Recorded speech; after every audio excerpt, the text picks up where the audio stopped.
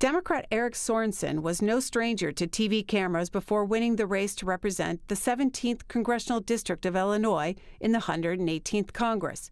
He used to work as a local meteorologist near his home in Moline, Illinois. He told C-SPAN about how that work helps him as a congressman and how he first got into television.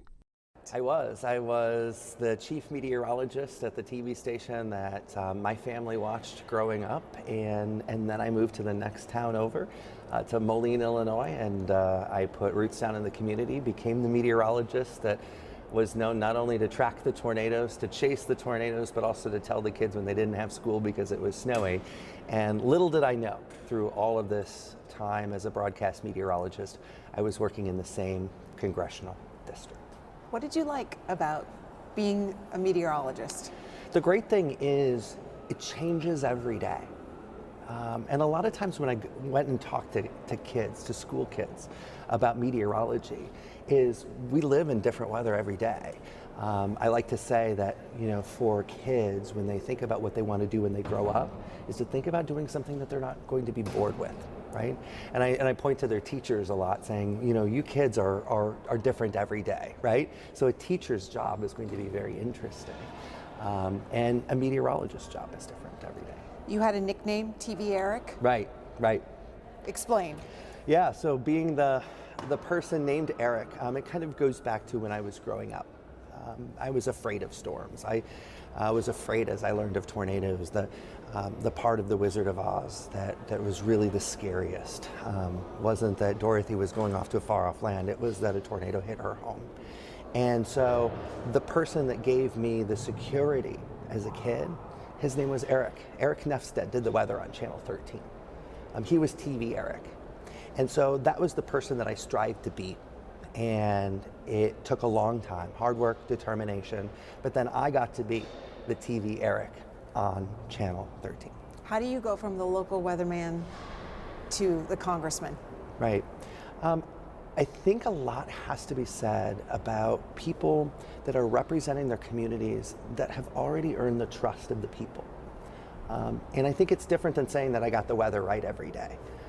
It's that people could trust me for what I was saying. I was taking something as complex as the atmospheric physics and explaining not just a 20% chance of rain, but why is there a 20% chance of rain? Why are we seeing more floods than we have seen before? It's explaining these things such that people are going to understand them, but then people are going to remember it. So you had trust when you ran for this office. Right. What else did your career in meteorology teach you or train you for being a member of Congress? Well, I think there's not only trust, but there is this open dialogue of communication. And not only have I heard that from the people in the district of Northwestern and Central Illinois, but there's a disconnect. A lot of people back home, they say, well, there isn't enough communication between Washington and Rock Falls, Illinois, or between Washington and Bloomington, Illinois. And I really think that we need to change that. We need to make sure that people understand, what's going on. And how I know that, I was in a grocery store and a lady came up to me and she said, Eric, I miss how you used to explain how the weather works. And I said, oh, thank you. And then she goes, well, you need to get to Congress so you can explain to us how Congress works, right? So that told me, what does this lady want in her next congressperson? She wants somebody to explain it to her. And that's the thing that's different here. During the campaign, you had another nickname. Yeah. What was it and why? Yeah, it was Tornado. All of our campaign staff, when it was on the move, the tornado's on the move, or when I got to a place, the tornadoes touched down.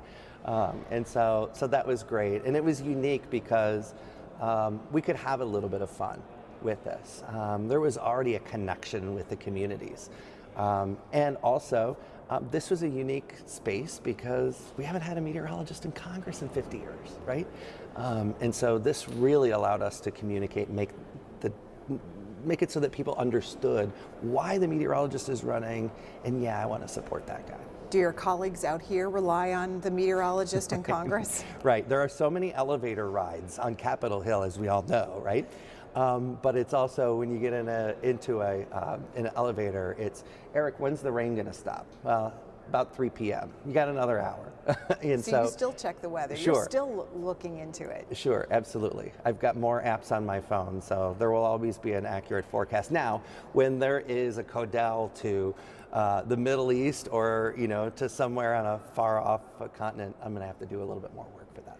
Have you been able to bond with other members of Congress, get to know Right. some new people and make some friends? Right. I think one of the greatest things for me that people may not know is that, especially in the orientation period, it was after the election, before swearing in, we were all together as freshmen. And it was talking with people on the other side of the aisle because we didn't have any skin in the game yet. And to be able to talk with some moderate Republicans, I was the guy that was talking climate to farmers, right? And they understand what's going on, and we need to work together because it's not just the farmers in my district, it's the growers in your district, it's the ranchers in your district, and all of our constituents need to make sure that we're working for them. And then it was this eye-opening thing for a lot of these moderate Republicans that, hey, I want to work with this meteorologist because he's going to be focused on data, value, and science and not politics.